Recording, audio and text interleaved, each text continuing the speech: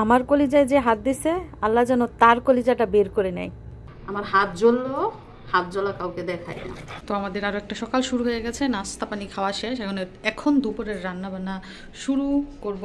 আর এদিক দিয়ে দেখুন মুরগির মাংস ভিজিয়ে নিয়েছি। এগুলো দেখেন কাটা মাংস, মানে এখান থেকে যে ফ্রেশ মুরগি আনা হয়েছে দোকান থেকে একদম কেটে দিয়েছে আস্ত মুরগি। অন্য সময় কিন্তু রানের পিছনে, আজকে বলেছি যে আস্ত মুরগি আনবা, মানে মুরগির সব অংশ এর মধ্যে রয়েছে, বুকের মাংস, হাড়গোড় সবই। তো এই মাংস দিয়ে কি রান্না করব, এই যে দেখেন পোলার চাল, আর এদিক দিয়ে পেঁয়াজ, কাঁচামরিচ, টমেটো। তার মানে কি, হ্যাঁ আজকে বিরিয়ানি রান্না হবে। এবং আজকেও মুরগির মাংস, কারণ সৌদি আরবের গরুর মাংসটা আমি খাই না, এজন্য বেশিরভাগ সময় মুরগির মাংস দিয়ে বিরিয়ানি রান্না করা হয়। তো একটা এখন পরিষ্কার করব, তারপর রান্না শুরু করে দিব।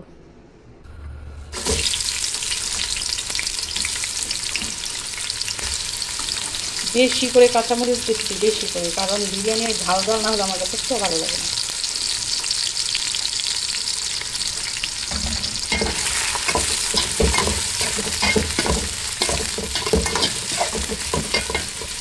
তো এর মধ্যে পর্যায়ক্রমে গরম মশলা সহ বাকি উপাদানগুলো দিয়ে দিব, তো আপনারা সাথেই থাকুন। আর এদিকটা মিশারি কাছে দিছি নাস্তা খাইতে, দেখেন আমার ফ্লাটার অবস্থা, এখনো সে নাস্তা খায়নি। মিশারি, তুমি যে এই যে বুনেরা পাহারা দিতেছ, এই নাস্তা খাইব কখন? তো ঠান্ডা হয়ে যাবে, ঠান্ডা হলে মজা লাগবে। তো মিশরাতকে খাইয়ে তারপরে আমি রান্না বসায় আসছি। আর মিশারিকে বলছি যে তুমি একটু বসো, আমি এক্ষুনি আসতেছি। তো এই যে এখন সে নাস্তা খাবে, খেয়ে আবার বোনকে পাহারা দিবে। এই যে এখন দুই ভাই বোন মিলে বসে থাকবো। তো মিশরাতকে গোসল না করাইলে সে কিন্তু ঘুমাবে না, তাকে গোসল করায় তেল পানি দিয়া শোয়াইলে তারপর সুন্দর করে ঘুমাইবো 1 ঘন্টার মতো। আর এখন যেহেতু রান্নার সময় চলে যাইতেছে, এই জন্য আর গোসল করাই না, একবারে রান্না শেষ করে গোসল করাবো। আর মিশারি তুমি নিয়ে বৈশ বোনের, হ্যাঁ আমার যান ভাই খাইতেছে কীভাবে এটা দেখতেছে। এদিক দিয়ে পেঁয়াজ, আদা, রসুন এবং গরম মশলা ভালো করে কষানো হয়ে গেছে। এখন এর মধ্যে দিয়ে দিচ্ছি সেই ব্রয়লার মুরগি, আস্ত ব্রয়লার মুরগি।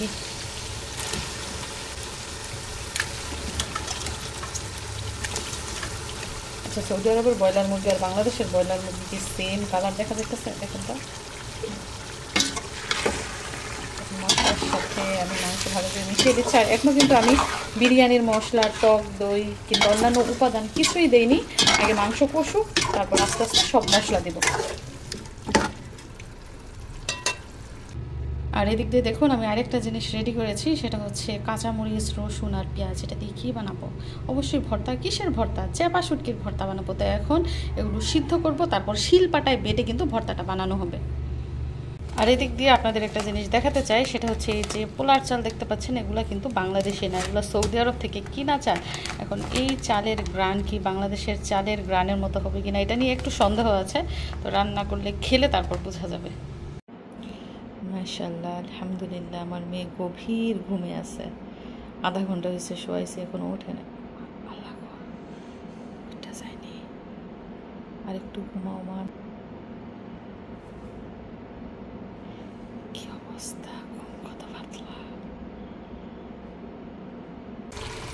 তো এই পাশ দিয়ে দেখুন মাংসের কালার একটু একটু লালচে হয়ে গেছে। কেন? কারণ হচ্ছে এর মধ্যে সব মশলা দেওয়া হয়ে গেছে।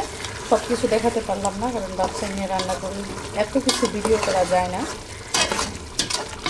তো মাংস যেহেতু কষানো হয়ে গেছে এবং সব মশলাও দেওয়া হয়ে গেছে, এখন এর মধ্যে যে পোলার চাল দিয়ে দিব। তো এই চাল থেকে বাংলাদেশি চালের গ্রানি বের হয়েছে যখন ধুয়েছিলাম।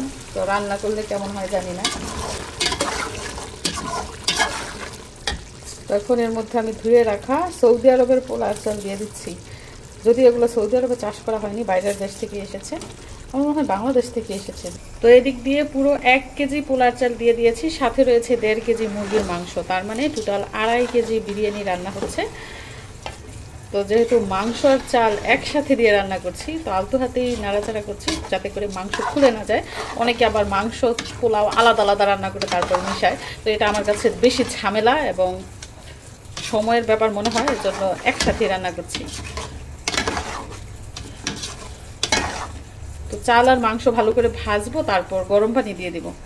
এই পাশটায় দেখুন শুটকির ভর্তা বানানোর জন্য পেঁয়াজ, রসুন এগুলো কিন্তু সিদ্ধ হয়ে গেছে। তো এখন এই যে গরম পানি দিয়ে দিচ্ছি।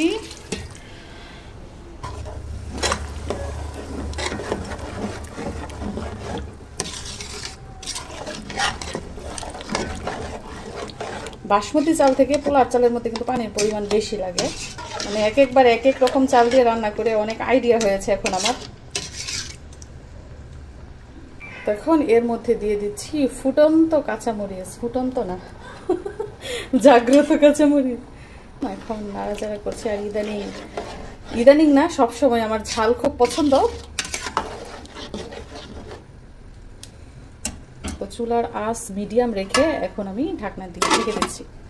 এই পাশ দিয়ে দেখুন আমার স্বাদের, আমার শখের শিলপাটার পুতা রেডি। কেন?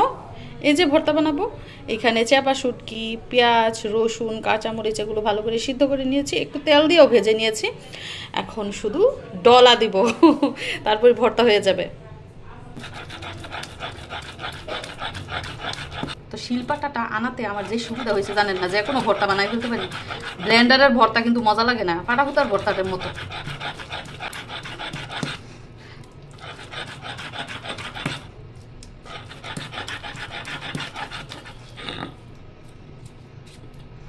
অনেকে চাপা শুটকির ভর্তা এই যে এই অবস্থায় খায়, মানে আদা বাটা, আবার অনেকে মিশিল করে। আর আমি যেটা করি সেটা হচ্ছে একদম মিশিল, মানে মসৃণ করে ফেলি। আরো 2 বাটা দিব, তারপর ভর্তা রেডি হবে।